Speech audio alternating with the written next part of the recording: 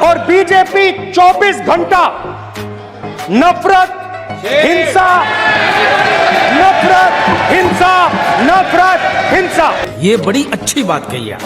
कहां कहां तक इन्होंने डर फैला दिया है।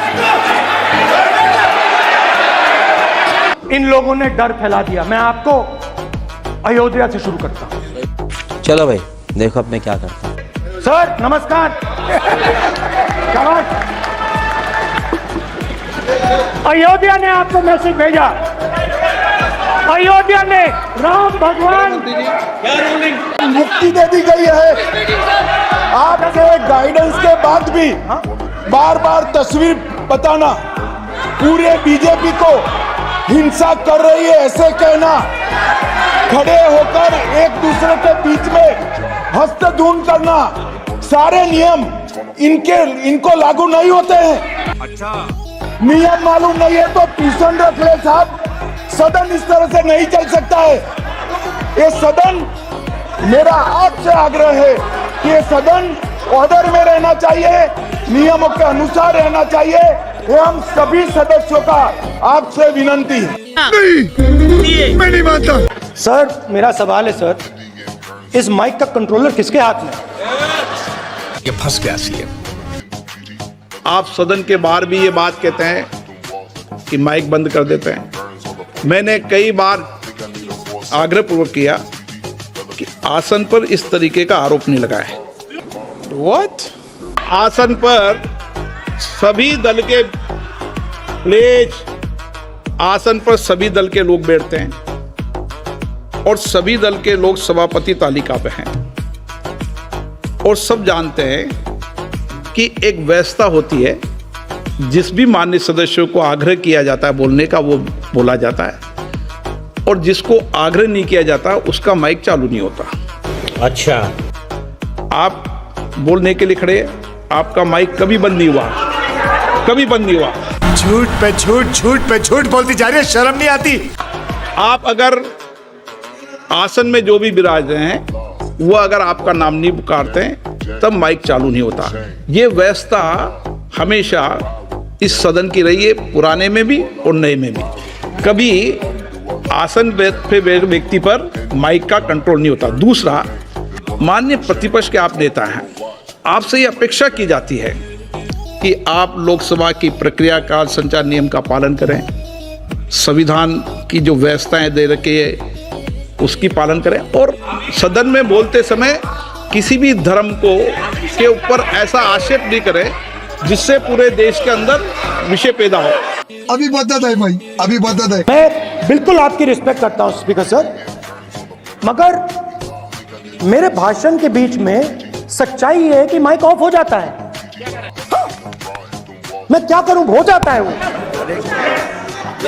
अब आपने देखा मैंने अयोध्या शब्द यूज किया और माइक ऑफ हो गया। नो, अरे ये प्रधानमंत्री मोदी जी के टाइम पे आधा पेड़ आएगा क्या? तो अयोध्या ने राम भगवान की जन्मभूमि, प्लीज ब्रदर, राम भगवान की जन्मभूमि ने बीजेपी को मैसेज दिया। मगर क्यों? और ये आपके सामने मैसेज बैठे हुए हैं। मैंने इनसे पूछा, कल कॉफी पी, इनसे मैंने पूछा बताइए ये हुआ क्या। बीजेपी ने राम मंदिर का इनॉग्रेशन किया, बोलने दीजिए, राम मंदिर का इनॉग्रेशन किया।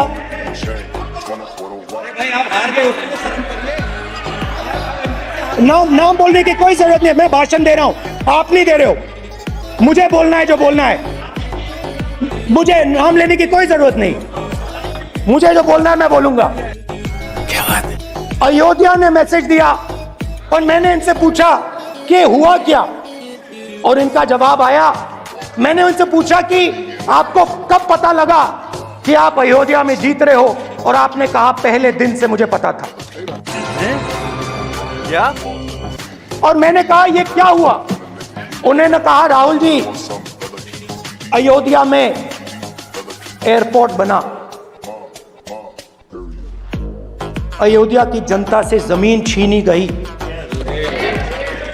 और आज तक उन्हें मुआवजा नहीं मिला है। अरे बाप रे, ये तो धोती खोल रहा है।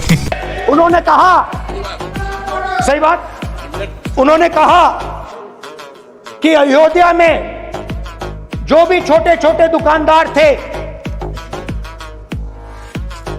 जो भी छोटी छोटी बिल्डिंग्स थी, उन सारों को तोड़कर गिरा दिया गया और उन लोगों को सड़क पर कर दिया गया।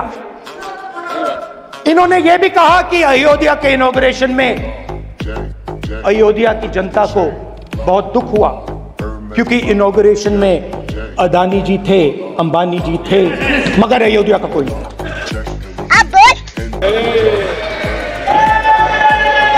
और ये कारण था कि अयोध्या की जनता में, उनके दिल में नरेंद्र मोदी जी ने भय डाल दिया। उनकी जमीन ले ली, उनके घर गिरा दिए और फिर अयोध्या के गरीब लोगों को, किसानों को, मजदूरों को मंदिर के इनॉग्रेशन तक नहीं जाने दिया। मंदिर के इनॉग्रेशन छोड़ो, उसके बाहर भी नहीं जाने दिया। कौन है ये लोग? और इसीलिए अयोध्या की जनता ने सही मैसेज भेजा। अच्छा, इन्होंने मुझे एक और बात बोली, 3 बार इन्होंने कहा कि 3 बार नरेंद्र मोदी ने टेस्ट किया, 2 बार क्या मैं अयोध्या से लड़ जाऊं? और सर्वेयर्स ने कहा अयोध्या में मत लड़ जाना।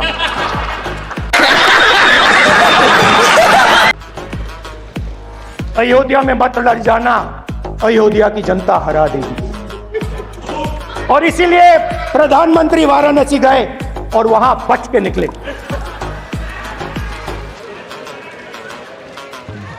तो अयोध्या की जनता को डराया, पूरे देश को डरा दिया। मैं आपको बताता हूं, आज सुबह में आया,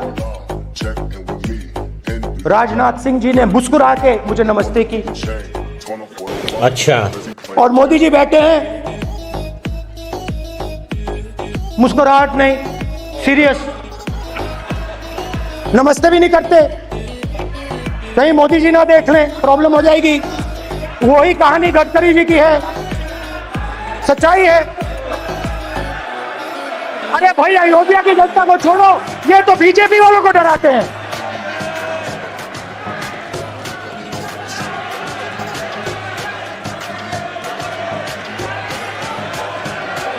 वाह बेटा।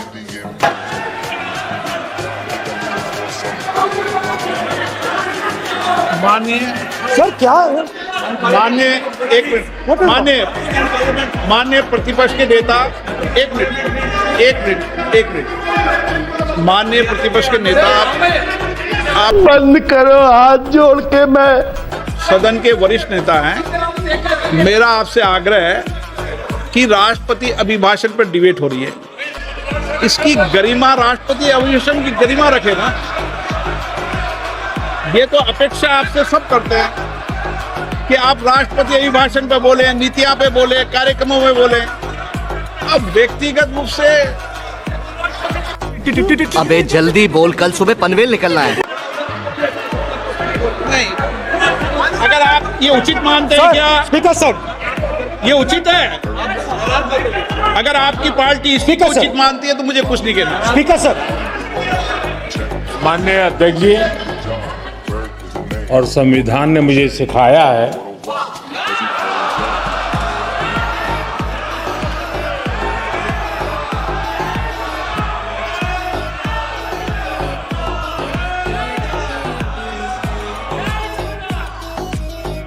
कि मुझे विपक्ष के नेता को गंभीरता से लेना चाहिए।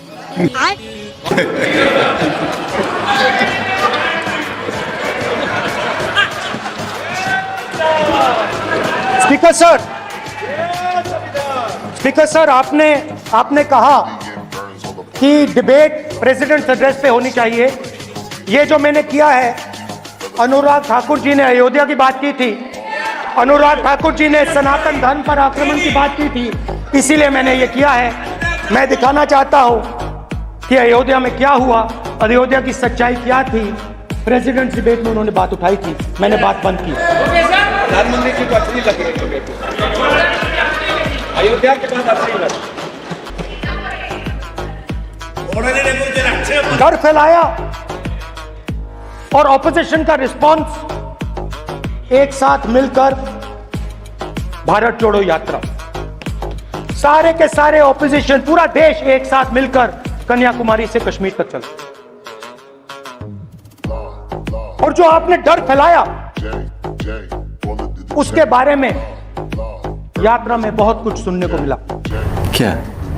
अभी तक याद है, सुबह 7 बजे 7-8 बजे की बात थी, यात्रा में चल रहे थे, एक महिला आती है, हमारे साथ चलती है, मेरा हाथ पकड़ती है और घबराई हुई सी थी। तो मैंने पूछा क्या हुआ, वो मुझे कहती है मुझे मार रहा है, मुझे मार रहा है। मैंने पूछा कौन मार रहा है, कौन मार रहा है?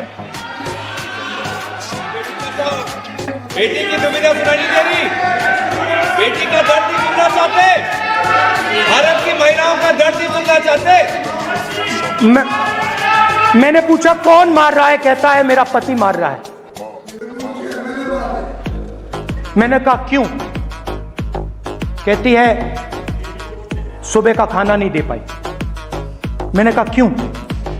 खरीद नहीं पाई, महंगाई है, महंगाई है, खरीद नहीं पाई, खाना नहीं पका पाई, इसलिए मुझे मार पिट रही है। मैंने कहा बहन क्या करूं, कैसे आपकी मदद करूं? कहती हैं आप कुछ मत कीजिए, आप कुछ मत कीजिए, आप सिर्फ ये बात याद रखिए कि महंगाई के कारण हिंदुस्तान में हजारों महिलाओं को सुबह पीटा जा रहा है। उसके शब्द हैं, मेरे शब्द नहीं हैं। गैस सिलेंडर, महंगाई, तो आपने गरीबों को, महिलाओं को डराने का काम किया। शिव जी कहते हैं डरो मत, डराओ मत। आपने हिंदुस्तान की महिलाओं को महंगाई से हर रोज डराया है। Good question, you are a good question. कुछ दिन पहले